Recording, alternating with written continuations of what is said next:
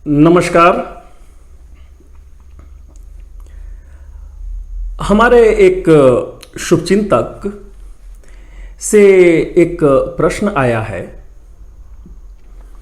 कि जनरली हमारे समाज में ऐसा देखा गया है कि जो लोग पूजा पाठ करते हैं या फिर किसी धार्मिक स्थल का भ्रमण करते हैं, उनको ही लोग ये मानते हैं कि ये धार्मिक हैं।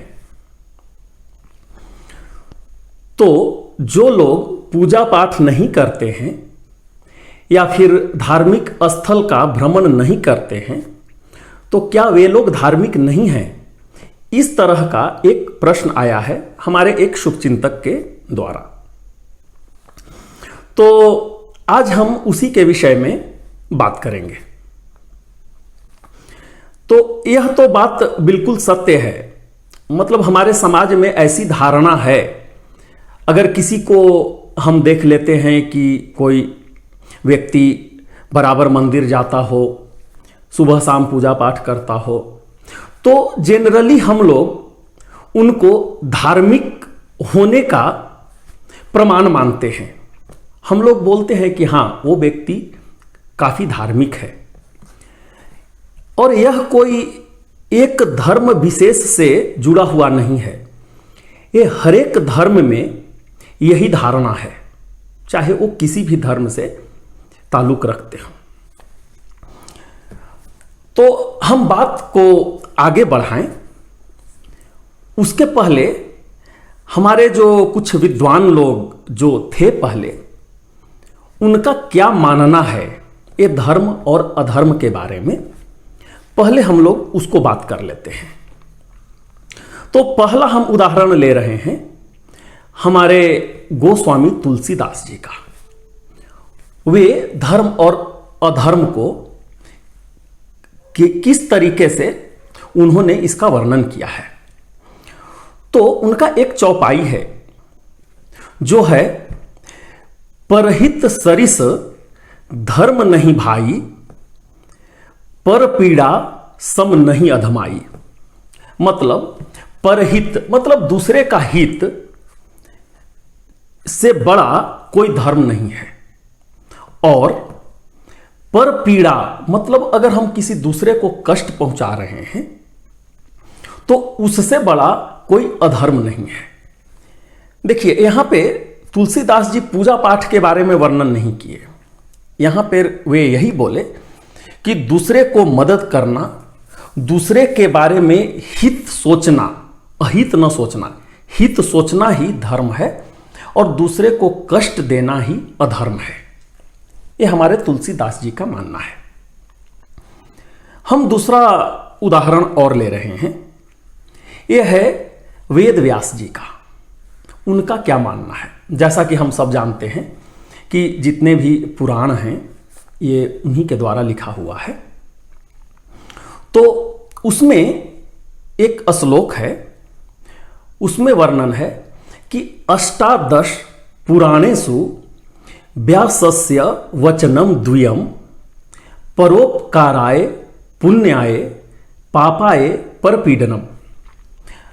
मतलब जितना भी 18 पुराण है उसका जो निचोड़ है, जिसको सार हम लोग बोलते हैं, वह यही है वेद व्यास जी के अनुसार कि परोपकाराय पुण्याय, मतलब दूसरे का परोपकार की अगर हम करते हैं तो वह सबसे बड़ा पुण्य है, और पापाय परपीडनम मतलब दूसरे को कष्ट देना जो है वह सबसे बड़ा पाप है।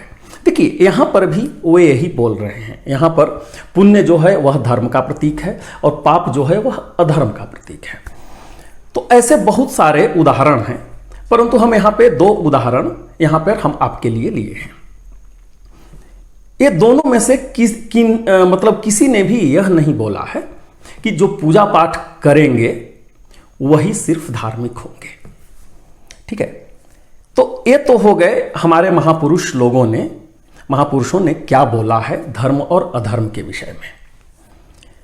अब हम आगे ये बात करेंगे कि हमारे शास्त्रों में धर्म के बारे में क्या बोला गया है। तो देखिए, यहां पर धर्म को दो कैटेगरी या दो तरह का धर्म के बारे में हमारे शास्त्रों में वर्णन है, हमारे पुराणों में वर्णन है इसका। एक है इष्ट धर्म। तो इष्ट धर्म में क्या होता है कि जैसे कोई यज्ञ करवाना, हवन करवाना, या फिर कुछ लंगर वगैरह का कुछ आयोजन करना। देखिए, इस तरह का जितने भी रिचुअल्स संबंधी जो कार्यक्रम हैं वह इष्ट धर्म के अंतर्गत में आता है। और दूसरा जो है वह है पूर्त धर्म। पूर्त धर्म में क्या होता है कि वह मतलब अगर आप रिचुअल्स नहीं भी कुछ कर रहे हैं, लेकिन कुछ अगर काम है, जैसे कि आप सामाजिक काम कर रहे हैं, जैसे लोगों की मदद कर रहे हैं, जैसे आप कुआं खोदवा दे रहे हैं, तालाब बनवा दे रहे हैं, कुछ कनाल वगैरह अगर कुछ है तो अगर आप बनवा दे रहे हैं, धर्मशाला बनवा दे रहे हैं, मतलब आप ऐसा काम कर रहे हैं जिससे जनमानस, दूसरे लोगों का भला हो। जैसे आप कुछ जो वृद्धाश्रम है आप उसको चला रहे हैं, या फिर अनाथालय है आप उसका अगर कुछ कार्यक्रम कर रहे हैं, ये भी बहुत बड़ा धर्म है। तो अगर हम ऐसा, हमारे मन में अगर कोई विचार है कि जो व्यक्ति सिर्फ मंदिर या फिर कोई तीर्थ स्थल का भ्रमण करता है वही सिर्फ धार्मिक है, यह बिल्कुल गलत धारणा है। हाँ, वह एक तरह का धर्म है हमारे शास्त्रों के अनुसार, लेकिन अगर उसके अलावा भी जो हम अभी बात किए, जो सामाजिक कार्य है, जो जिससे दूसरे लोगों की भला होती है, मतलब लोग, मतलब सिर्फ मनुष्य ही नहीं, यहाँ पर हम आपको जीव जंतु के बारे में भी हम बात कर रहे हैं, प्रकृति के बारे में भी बात कर रहे हैं, मतलब नदी की रक्षा करना, प्रकृति की रक्षा करना, यह सब बहुत बड़ा धर्म है। हमारे अगर उदाहरण के रूप में अगर देखना चाह रहे हैं तो आप ऐसे देखिए कि जितने भी मतलब जानवर लोग हैं, जितने भी जीव जंतु हैं, ज़्यादातर जीव जंतु को हमारे भगवान के द्वारा उनको जोड़ दिया गया है। जैसे शेर अगर है तो माँ दुर्गा की सवारी बोल दिया गया है, नंदी अगर है तो भगवान शिव का बोल दिया गया है, अगर गरुड़ हैं तो भगवान विष्णु का बोल दिया गया है, चूहा अगर है तो भगवान गणेश का बोल दिया गया है। ऐसे ऐसे करके ये जीव जंतु को जोड़ दिया गया है भगवान के साथ में। उसी तरीका से जितने भी बहुत सारे पेड़ पौधे हैं, पेड़ पौधे को भी भगवान के साथ में जोड़ दिया गया है। तो कहने का मतलब है, चाहे वो जीव जंतु हो या फिर प्रकृति हो, वो सब की रक्षा करना भी बहुत बड़ी धर्म है।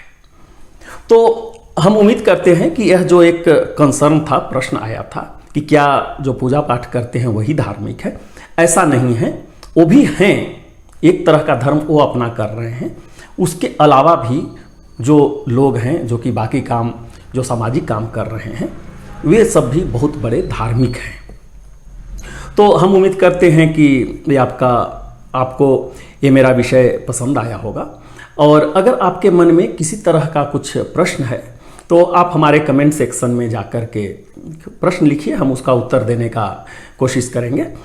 और हम ये भी चाहेंगे कि आप मेरा चैनल को सब्सक्राइब कर लीजिए, ताकि जब कभी भी कोई नया विषय आए वह सर्वप्रथम आपके पास पहुंचे। तो बहुत ही जल्द हम आपके समक्ष नए विषय के साथ उपस्थित होंगे। तब तक के लिए हम आपसे विदा लेते हैं। बहुत बहुत धन्यवाद। नमस्कार।